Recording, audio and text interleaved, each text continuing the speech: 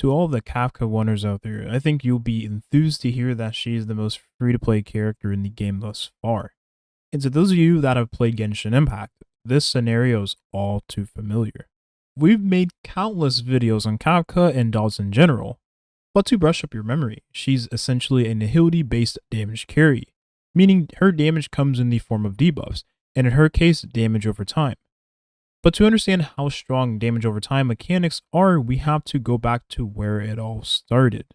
It's no coincidence that Pokemon's core gameplay is also turn-based. And with that being said, the take-turn mechanic was the perfect prototype for designing different battle styles. The dot mechanic introduced in Gen 1 of Pokemon was known as Poison, which did a damaging percentage of the target's HP every time that target took their turn. This strong mechanic allowed certain team comps to dish out passive damage without having to worry about committing to DPS essential stat lines, attack and special attack, for example.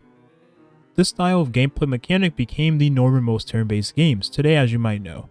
However, what if I told you Honkai Star Rail is taking that mechanic a step further with the soon release of Kafka? Let me explain. Kafka, being known as primarily a damage over time based carry, is able to put many of those dot debuffs onto the enemy, which allows her to passively do damage to the enemy targets, while exclusively having a mechanic in her kit allowing her to detonate those debuffs to the enemy, dealing massive damage before the enemy even takes their turn. With a gameplay mechanic this unique, you can see why many players are anticipating the arrival of this powerhouse. I just mentioned Kafka is a dot detonator, which means she also benefits from allies applying their own damage over time debuffs onto the enemy, which in turn means she becomes even better when in said team comp with her best supporters. In the beginning of the video, I mentioned this style of gameplay is something that hits too close to home for the Genshin players. You have to let me cook on this one because this will be a lot to take in. We understand that damage over time is a form of passive damage that can be dealt to the enemies. We also understand that this debuff cannot crit, so you only benefit from attack percentages and damage bonuses to increase the damage capabilities of your dots, because that's what they primarily scale based off of. Furthermore, this is the main source of damage for the dot-based teams, and while they do have elemental skill and ultimate damage multipliers, it's only a drop in the ocean compared to the damage over time that the enemies will be taking. What I'm trying to say here is that in Genshin Impact, we already have a team that has this exact same style of gameplay. The Bloom, but specifically Nilo Bloom playstyle allows you to take advantage of passive damage in the form of Dendro cores. Think of these as damage over time, or dots for short, that explode upon impact, dealing nice damage, which is a game changer for little to low investment teams. This main source of damage allows this style gameplay to be widely accessible because the barrier to entry is very low. The Bloom teams only need elemental mastery to increase the damage of the Dendro cores, sometimes energy restoration and HP for the on-field user to ensure they're not killed by their own cores. With all this being viable with 4 stars and 2 necessary limited 5 stars, quote unquote. You can see why this style of gameplay was mainstream ever since the debut of Bloom teams in Genshin Impact. With a team composition allowing you to take advantage of not necessarily needing to build crit rate and crit damage, because we understand that crit rate and crit damage is a stat line that is really hard to achieve for every character in the game. It has the lowest drop rate of any stat in the game by far. And with that being said, when you're able to build a team composition without having to worry about getting crit rate and crit damage on your DPS characters, and that team does a lot of damage, because of the way the composition works with the damage over time debuffs, you're going to have a very strong team where the barrier to entry is very low. The Kafka dot team is a very valuable team for many players in the game. I think I would go as far as to say I think it's the best team for most free to play. You don't have to worry about achieving the stat line that you have on your seal or a character like Silverwolf. You don't have to worry about having to deal with the RNG in the game, because the stats you're going to be going for is stats you'll get all the time. Heck, it's stats you probably already have now. And with that being said, this becomes a game changer for a lot of players, because you ignore fundamentally how Hoyoverse designed their game. A game full of RNG to keep you constantly grinding and keeping you playing the game every day consistently. That's how they get you to log into the game, because you want to achieve the perfect stat line on your seal eventually. I mean, I do for one. But if you're able to build a team comp where you can exactly ignore how they designed the game, it's going to be a game changer. And I believe that Kafka team is a team that I personally should be going for myself, because I don't have the best RNG when it comes to gearing. I also don't have very good RNG when it comes to critting. So I think a team that doesn't necessarily crit, being able to ignore that you have to crit in the first place to crit, is a team I think I would really enjoy, and I think a team that many other players would also enjoy. Now, we talked about Asta previously, but this character is very special, and here's why. Asta is a character that is able to increase the speed of the whole team. Now, we fast forward a little bit into the future. With 1.2, we'll have a brand new speed set, which allows Asta to increase our own speed even more, while also giving even more of a speed increase to the team, because the set stacks with her ultimate, which makes for a very massive team-wide speed buff. So when you have a character like Asta, you're able to take advantage of the speed she provides on your dot teams. And in those dot teams, you don't have to worry about going for speed main stat on your boots. Instead, you can build more attack percentages, which allows your damage over time effects to do more damage. Because we understand that the dot debuffs in this game scale primarily based off of your total attack. With Asta increasing the attack and the speed of the team, you're going to be able to take advantage of having more stats geared towards DPS than having to worry about utility in the form of speed, for instance. So Asta is a very valuable character, and I think this character is going to get even more value when we go into the future. And of course, when you unlock more Eidolons for this character. But to understand exactly how even more free-to-play friendly the Kafka dot team is, we have to take another thing into consideration. The fact of the matter is you can amplify the damage of your dots in many ways. You increase the attack of your carries and they dish out more damage with their damage over time. You increase their elemental damage bonuses and they have more dot damage because your dots also scale off of your elemental damage bonuses. So in Kafka's case, lightning damage. If we rewind to the past a little bit, we learned that Silverwolf is able to greatly increase the damage of your damage over time effects. You see, lowering the defense and lowering the resistances of the enemy is what Silverwolf excels at. But we also know that in other games, other turn-based games, your damage over time or dot debuffs normally do a percentage of the enemy's HP, sometimes 5, sometimes 10. In Pokemon, it also does a percentage of the enemy's HP. But in Honkai Star Rail, it's a little different. If we look at a character like Serval, she's able to apply shock to the enemy. Shock is the lightning form of damage over time. And this shock deals damage based on 50% of Serval's attack. 50% of Serval's attack. So that means that the damage over time doesn't ignore the enemy's defense. It doesn't also do a percentage of the enemy's HP. So you're able to greatly increase the damage of your damage over time if you're able to lower the defenses of the enemy and also lower their resistances. Because damage over time acts as an attack instead of acting as a debuff. Let me explain why I say that. A character like Silverwolf lowers the defenses of the enemy with her ultimate. Silverwolf also lowers the resistances of the enemy with her elemental skill. Damage over time acts as an attack from the person using the skill or the ultimate at the time of using it.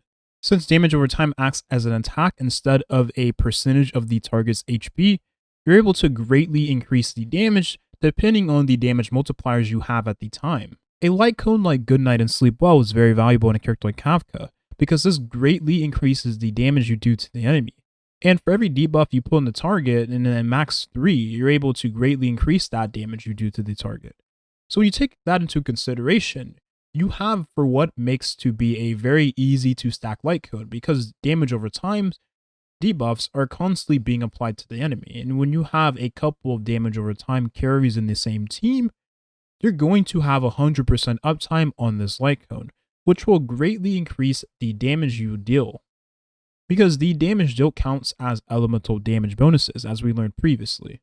Those elemental damage bonuses you get is able to funnel damages to your dots, which in turn will do more damage because of all the damage amplifications you get. And since we understand that damage over time scales off of your attack percentage mostly, but also any type of damage amplification in the form of elemental damage bonuses, you get a lot of value when you have a light cone like Goodnight and Sleep Well, because that is more elemental damage bonuses, more damage deal increases, more damage amplifications funneled towards your total dot damage. Now, if you take a character like Pela, she has a lot of value in Kafka's dot team. She is a 4-star Silver Wolf or a Silver Wolf for free-to-play players. But if you also think about it, she does have AoE Defense Shred, which has her own use, or probably will see more use in the future when we need those situations of needing a Defense Shred AoE because there will be more enemies on the field. With the release of Kafka and the Forgotten Hall being more geared towards a character like Kafka, the Pela will see a lot more value for many players, because an AoE Defense Shred allows you to deal even more damage with your damage over time, especially if those enemies have a ton of HP. Lastly, a character like Pela is also able to give effect hit rate to the allies. 10% for every ally on the field is free stats. I mean, think of this as a 20% crit increase for your allies. You're going to be very thankful that you have this character in your team. And I think for the dot team, she'll be a nice character to go into the future. And she constantly has her ultimate ready to go because she gets a lot of energy packed from her kit, which allows this character to have 100% uptime on her ultimate most of the time. Even though her ultimate is a 2-turn defense shred, you'll still get a lot more uptime on the ultimate because of the nature of the character getting a lot of energy. And lastly, if you have access to Silver Wolf's 4-star light cone, or should I say 5-star, because of how valuable it is, you'll have a very nice character with a very nice light cone. And I'm not here to discourage any Silver Wolf enjoyers, because if you have Silver Wolf's Eidolon 2, you lower the resistances of the enemies whenever you enter battle. That's really valuable. So whenever you start the next round and the enemies jump into the next fight, then their resistance will also be lowered. So this is a team-wide effect hit rate increase essentially for the team. That is 100% uptime.